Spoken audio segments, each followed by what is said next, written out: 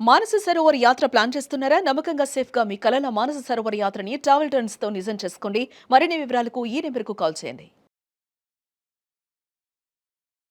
నమస్తే రమ్మగారు. నమస్తే జయ. రమ్మగారు, ఏదన్నా ఒక చిన్న నోవెల్ చెప్పుకుందామా? చిన్న జానపద నవల చెప్తాం.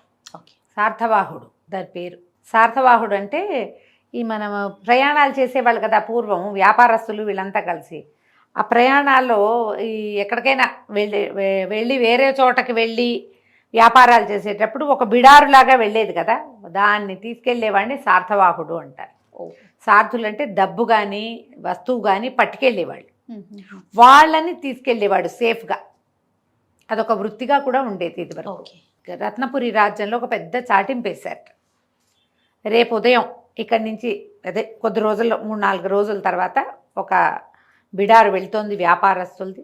మణిగుప్తుడనే సార్థవాహుడు దీని యాజమాన్యం వహిస్తున్నాడు. అతనితో కలిసి ప్రయాణం చేయదలుచుకున్న వాళ్ళు ఎవరైనా సరే తమ తమ పేర్లు అవన్నీ కూడా ఇక్కడ రిజిస్టర్ చేసుకోండి అని చెప్పి రాజ్యంలో చాటింపేశారు. ఈసారి బిడారుతో వెళ్ళేవాడు. ఇంతకుముందు కూడా 3-4 సార్లు వెళ్ళాడు. మణిగుప్తుడని ఒక యువకుడు, చాలా బలశాలి, బాగా అద్భుతంగా కత్తి యుద్ధము అవి చేసేవాడు. తర్వాత ఏమో అతను స్వార్థపరుడు కాదు, చాలా మంచి పేరుంది. ఎవరో వ్యాపారస్తుల కుమారుడుగా ఉండేవాడు. వాళ్ళు లేరు, ఈ అబ్బాయి ఈ పని చేస్తాడనమాట. కొన్ని బళ్ళు, సుశిక్షితులైన కొంతమంది సైనికులు, వాళ్లతోటి కలిసి ఈ బిడారుని నడుపుతాడు అతను. ఊళ్ళో ఉన్న వ్యాపారస్తులందరూ పై ఊళ్ళలో ఒక 9 ఊళ్ళ దాకా వెళ్తుంది అది. ఈ మధ్యలో చిట్టడవులు అడవులు అవన్నీ ఉంటాయి కదా. ఈ సార్థవాహుడు ఎవరైతే తీసుకెళ్తాడో వీళ్ళకి ఆ అడవుల ఆనుపాను తెలిసి ఉండాలి, ఎక్కడెక్కడ నీళ్లు దొరుకుతాయో తెలిసి ఉండాలి. ఈ కర్వ్ ఇప్పుడు చూడు, మనం ఎక్కడైనా రోడ్డు మీద వెళ్తుంటే యాక్సిడెంట్ జోను గోస్లో అని రాసి ఉంటుంది. అది ఎట్లా తెలుసు వాళ్ళకి? అక్కడ ట్రై చేయటం వల్ల. వీళ్ళకి అది తెలిసి ఉండాలి, ఎక్కడ జంతువులు ఉంటాయి, ఎక్కడ జంతువులు ఉండవు, ఎక్కడ అడవి, ఏ సమయానికి ఎంత వేగంతో వెళ్తే మనం ఆ సమయానికి అక్కడ చేరగలుగుతాము, మధ్యదారిలో ఎక్కడైనా భోజన సదుపాయం ఉందా, ఈ బిడారు విడవడానికి వీలుగా ఎక్కడుంది, జంతువులు లేని ప్రదేశము, నీళ్లు ఉండాలి, చెట్లు ఉండాలి, చకచకా నడవాలంటే ఎన్ని గంటలు, ఎంత సమయం, ఇలాంటి అవగాహన బాగా పుష్కలంగా ఉన్నవాడే ఈ పని చేయగలడు.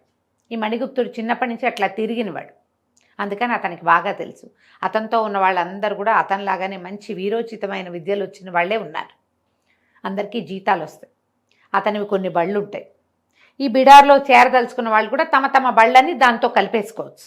ఆ బళ్ళల్లో జనాలు తమ సామాన్లు వేసి పక్క ఊళ్ళకి పంపటం, పిల్లల్ని కాపురాలకి పంపేవాళ్ళు, తర్వాత నాట్యాలు అవి చేయటానికి వేరే వేరే ఊళ్ళలో నాట్య ప్రదర్శనలకు వెళ్తారు. వాళ్ళు కూడా సేఫ్టీ కోసం ఈ బిడారుతోటే వెళ్తారు.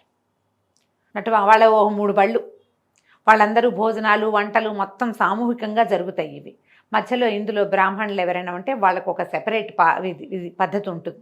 మిగిలిన వాళ్ళంతా కలిసి వండుకుని తింటారు. ఈ వండడానికి కూడా వండేందుకు మనుషులు వేరు, భోజనానికి ఏర్పాటు వేరు. ఇప్పుడు మనం ట్రావెల్స్ వాళ్ళు చేయట్లా, అవునండి, పెంట్రీ కార్తో ట్రైన్లలో అలాగా పద్ధతి ప్రకారం జరుగుతుందన్నమాట.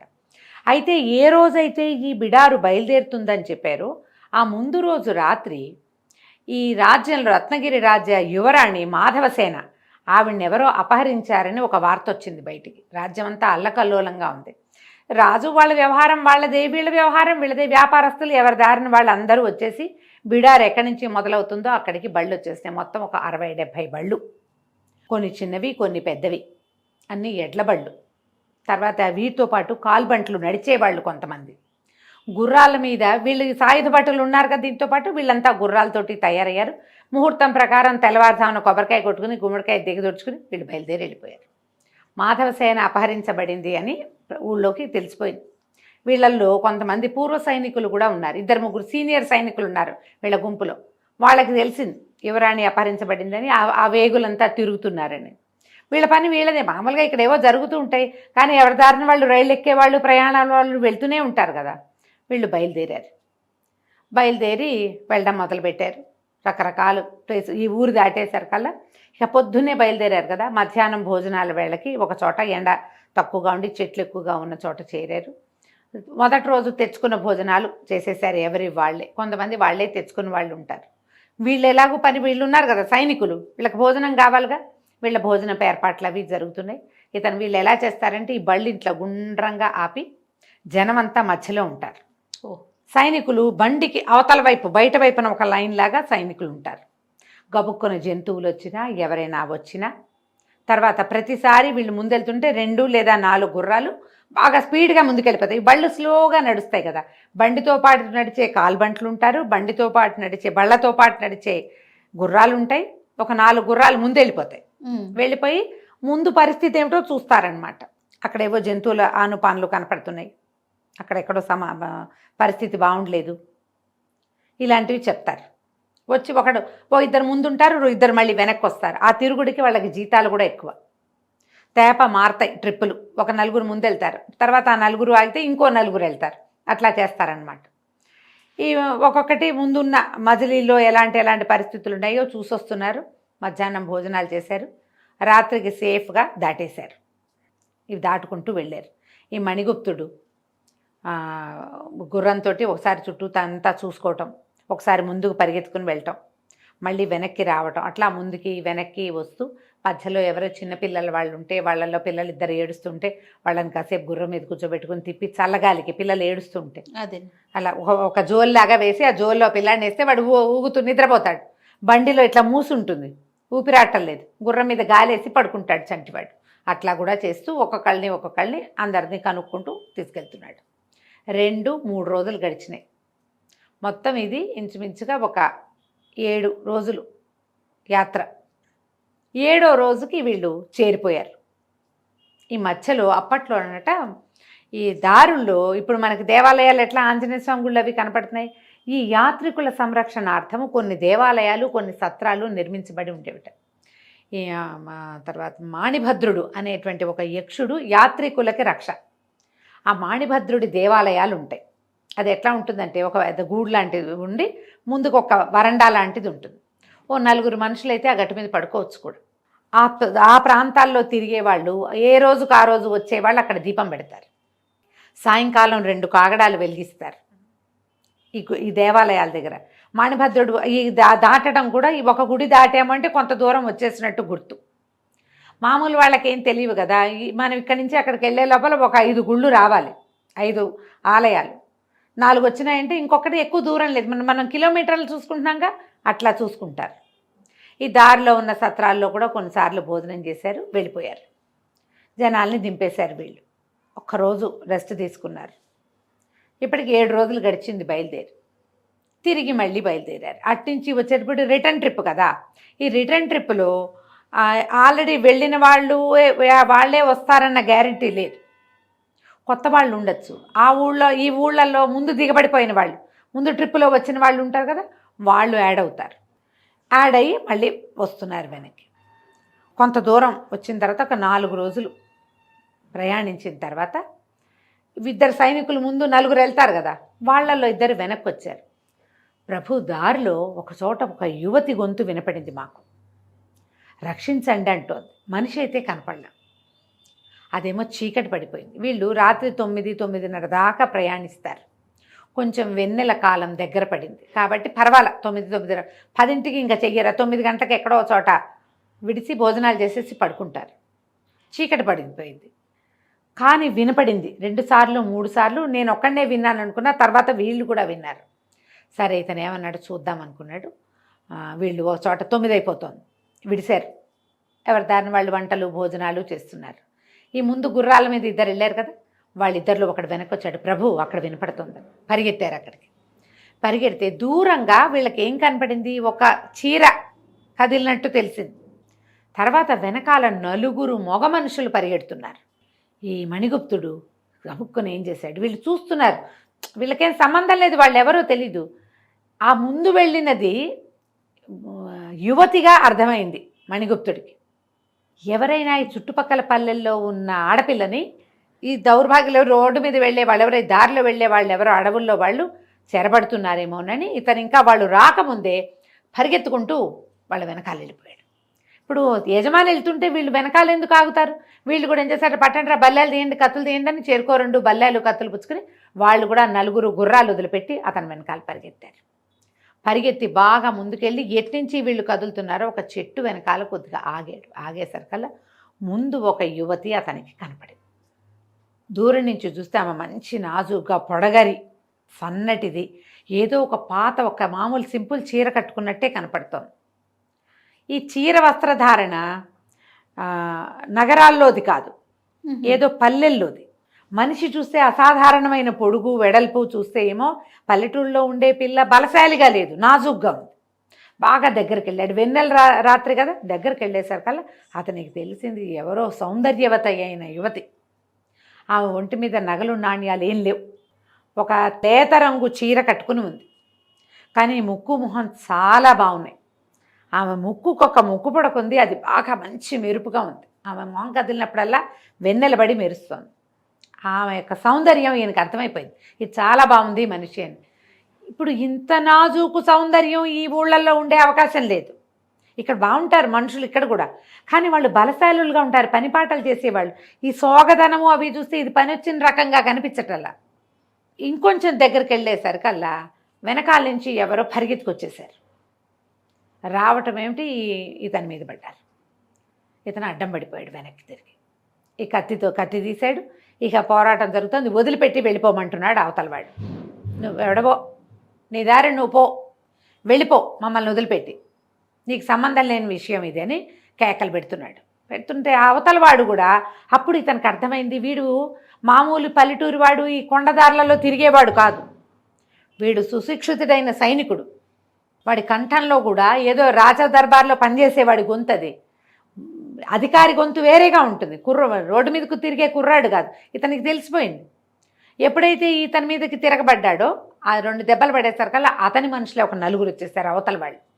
ఆ 4 రాగానే మణిగుప్తుడి పని వాళ్ళు కూడా, ఇతని వెనకాల ఉన్న సైనికులు కూడా వచ్చి పడ్డారు. యథాశక్తి దెబ్బలు కొట్టేశారు. ఒకడు బాగా గాయపడ్డాడు మొదటివాడు, మిగిలిన 3 దెబ్బలు తిని అతన్ని మోసుకుని వెళ్ళిపోయారు. వాళ్ళ వెనకాల వీళ్ళు పరిగెత్తారు. కానీ ఈ మణిగుప్తుడు మాత్రం ఈ అమ్మాయిని ఎవరు ఏమిటి అని అడిగేసరికల్లా అమ్మాయి కాస్త గుటకలు మింగి, నేను రత్నగిరి అంతఃపురంలో పనిచేస్తాను, నా పేరు చెంప అని చెప్పింది. చెంపకవల్లి అని చెప్పేసరికల్లా రత్నగిరా, ఇంకా చాలా దూరం ఉంది, ఇక్కడికి ఎట్లా వచ్చావు నువ్వు అన్నాడు. అది కొద్ది రోజుల క్రితం అపహరించారు నన్ను, నేను వీళ్ళ చేతిలో పడ్డాను, మమ్మల్ని ఎక్కడో నన్ను దాచిపెట్టారు, నేను తప్పించుకుని వస్తున్నాను అంతే అనేసరికల్లా అప్పుడు గుర్తొచ్చింది ఇతనికి. తాము బయలుదేరే రోజున 7-4-11 రోజుల క్రితం యువరాణి మాధవసేన అపహరించబడింది. ఇతను అన్నాడు, నువ్వేమో అంతఃపురంలో పనిచేస్తానంటున్నావు, అంతఃపురం యువరాణిని కదా ఆ రోజు అపహరించిందంటే ఆ అమ్మాయి ఏమైంది, అవును యువరాణితో పాటు నన్ను కూడా అపహరించారు, మా ఇద్దరిని అపహరించారు అని చెప్పింది. మరి నువ్వు ఒకదానివే ఎలా వచ్చావు, యువరాణి ఎక్కడుందంటే ఏమో నాకు తెలియదు. తనకి ఏం మాట్లాడాలో తెలియలే. ఈ అమ్మాయి చూస్తే అంతఃపుర యువతి తెలిసిపోతోంది, ముందే తెలిసింది అతనికి. మాట్లాడితే భాష కూడా తెలుస్తోంది. రత్నగిరిలో ఒక ప్రత్యేకమైన యాస ఉంటుంది, ఆ యాస తెలుస్తోంది. నిజమే ఇది. సరే ఏమన్నాడు, సరేనని తను సైనికులు వీళ్ళ 3 అవతల వాళ్ళు 3 పారిపోయారు. వాళ్ళకి రథం కూడా ఉంది పారిపోవటానికి. గుర్రాలు ఎక్కారు. ఈ అమ్మాయిని తన గుర్రం ఎక్కించి చెంపకవల్లిని తను పక్కన నడుస్తూ తీసుకెళ్ళి తమ సార్థవాహుల గుంపులో కలిపేశారు. ఇక్కడి నుంచి 3 పూర్తి రోజుల ప్రయాణం. ఈ 3 రోజులు ఆ అమ్మాయిని ఏ బండి మీద కూర్చోబెట్టలేదు, తనతో పాటే ఉంచుకున్నాడు. ఒకవేళ ఎవరైనా అడ్డం పడితే జనాల మీదకి వెళ్తే కష్టం కదా, ఉంచుకున్నాడు. తను ఇంకో గుర్రం తెప్పించుకున్నాడు. గుర్రాలు కొన్ని ఖాళీగా నడుస్తాయి వాళ్ళతోటి. ఇది ఇద్దరు మెల్లిగా కబుర్లలో పడ్డారు. ఆ అమ్మాయి మహాసౌందర్య రాసైన ఆ పిల్ల. ఇతను కూడా చిన్నవాడు, యంగ్స్టర్ అని చెప్పుకున్నాక 30 ఏళ్ల లోపల వాడు. ఇతను నవ్వు మాట బాగా ఆకర్షణీయంగా ఉంటాయి, పైగా బలశాలి, ప్రాణాలు రక్షించాడు. ఆ అమ్మాయి కూడా ఇతని మీద మనసు పడ్డట్టే కనపడింది. ఇద్దరు మనసు ఇచ్చి పుచ్చేసుకున్నారు ఆ 3 రోజుల్లోనే. సరే మొత్తం బిడారంతా ఊళ్ళోకి చేరింది. ఏ సందులోకి రోడ్లలోకి వెళ్ళవలసిన బళ్ళన్నీ వాళ్ళ దాంట్లోకి వెళ్ళిపోయినాయి. వీళ్ళు డబ్బులు కట్టాల్సిన శిస్తులు అవి ఇవి ఉంటాయి, ప్రయాణంలో శిస్తులు ఉంటాయిగా, అవన్నీ కట్టేసి ఇతను ఏం చేశాడు, ఈ అమ్మాయిని అంతఃపురానికి తీసుకుపోయాడు. అంతఃపురంలో అప్పచెప్పేసరికల్లా అమ్మాయిని లోపలికి వెళ్ళిపోయింది. ఇతను యువతలకు వచ్చాడు.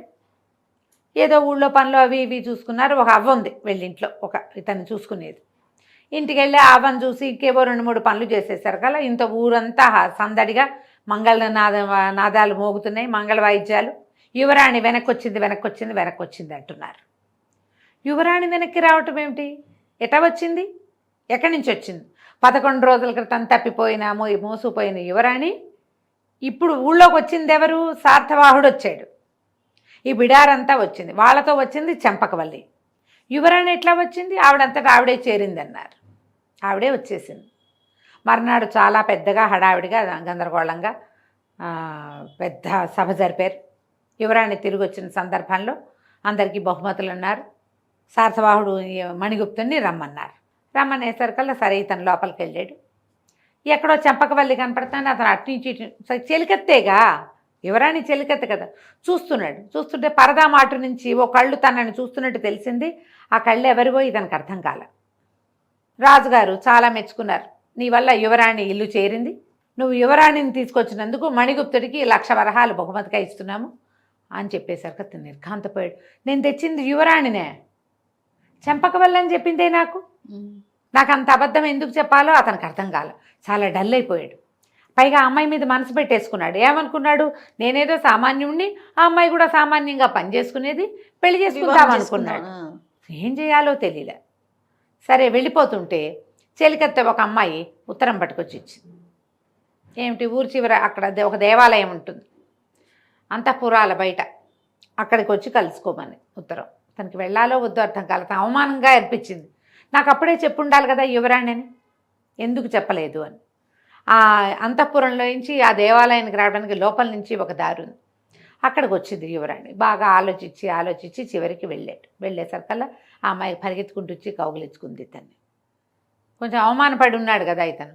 తను ఏం చెప్పిందంటే, ఒకవేళ నేనే యువరాణిని అని చెప్తే నువ్వు నాతో మనసు ఇచ్చిపుచ్చుకుని ఉండవు, నన్ను గౌరవించి బండిలో కూర్చోబెట్టేవాడివి. నాకేమో నువ్వు చూడగానే నచ్చావు. నా కోసం రాత్రిపూట ఎవ్వరూ చేయని సాహసం చేసావు. నన్ను ఎవరెత్తుపోయారో కూడా నాకు తెలియదు, వాళ్ళు ఎవరో కూడా తెలీదు, నేనెవరో నీకు తెలీదు. అయినా కూడా ఒక సమస్యలో ఉన్న స్త్రీని రక్షించడానికి అంత సాహసం చేసిన వాడు నాకు అలాంటి భర్త కావాలని కోరుకుంది. అందుకని నేను నా ఐడెంటిటీని దాచాను. అంతకంటే వేరే ఉద్దేశం ఏమీ లేదని పదే పదే బతిమలాడింది అతను. ఇక రాత్రంతా కబుర్లు చెప్పుకున్నాడు. తెల్లవారుజామున వెళ్ళిపోయింది. కానీ ఇతనికి ఇదంత తెలివిగల పని కాదనిపించేస్తుంది మణిభద్రుడికి. యువరాణితో స్నేహం ఏమిటి? నేను ఒట్టి శాతవాహనుడిని, ఇది ఒక ఉద్యోగం లాంటిది. యువరాణితో వివాహం అంటే రాజైపోవటం. మన లెవెల్ ఏంటి? ఇదేమిటి? రేపు ఏదైనా ప్రమాదం ముంచుకొస్తే శుభ్రంగా హాయిగా ఉంది జీవితం, సరదాగా ప్రతిరోజు కొత్త వాళ్ళని కలుస్తూ ప్రతిసారి ఎందుకు నాకు ఇదని అతన్ని చాలా నిశ్శబ్దంగా ఊరొదులు పెట్టి వెళ్ళిపోయాడు. అవ్వకు కూడా చెప్పకుండా బయట ఊరికి ఎక్కడికో వెళ్ళిపోయాడు. ఉత్తరాది వైపుకి ఊరికే యాత్రలు చేసుకోవడానికి అన్నట్టుగా వెళ్ళిపోయాడు. డబ్బులు చాలా ఇచ్చారుగా రాజుగారు, కొంత ధనం పుచ్చుకుని తన దారిని తను బయటికి వెళ్ళిపోయాడు. మర్నాడు మాధవసేన కబురు చేసింది కానీ ఇతను ఆ అమ్మాయికి దొరకలేదు. ఈ ప్రాంతం నుంచి వెళ్ళిపోయాడు. దీని తర్వాత ఏం జరిగిందో మనం రెండో భాగంలో చూద్దాం. తప్పకుండా రమ్మగారు. నమస్తే. నమస్తే.